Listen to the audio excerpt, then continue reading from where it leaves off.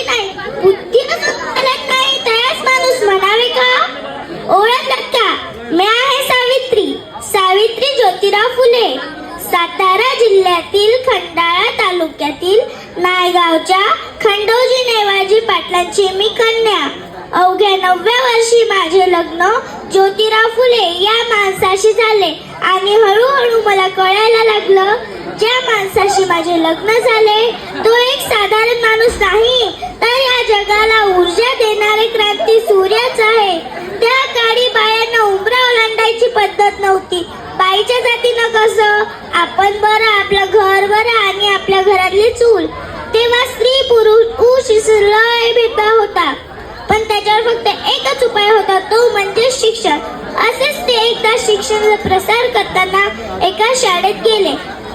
तेथे त्यांना वराड नावाच्या ब्रिटिश मॅडम म्हणाल्या होत्या, मिस्टर फुले, तुम्हाला शिक्षणाचा प्रसार करायचा आहे का?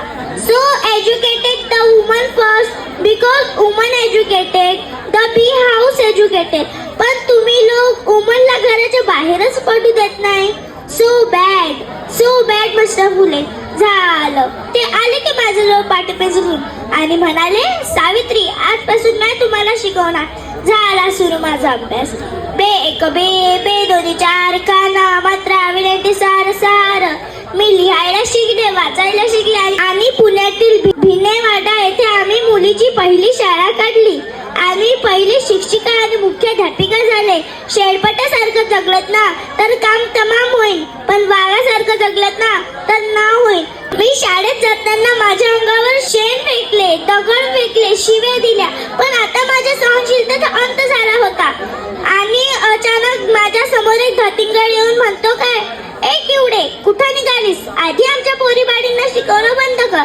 तुला तुझी अब्रू प्यारी की शिक्षण? कदाचित त्याला माहित नसावं, आम्ही सुद्धा ज्योतिराव फुलेच्या पत्नी होतो. असा हात घेतला आणि वाजवलं त्याच्या कानाखाली.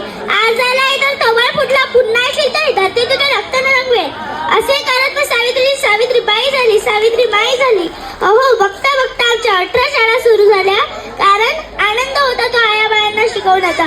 फुले म्हणे, विद्ये विना मती गेली, मती विना गती गेली, गती विना नीती गेली, नीती विना शुद्ध नसले.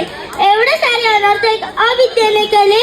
म्हणून म्हणते मुलींना शिकवा, कारण एक मुलगा शिकला नव्हतो तो एकटाच शहाणा होतो, पण एक मुलगी शिकली ना तर संपूर्ण घराण्याला शहाणी बनवते.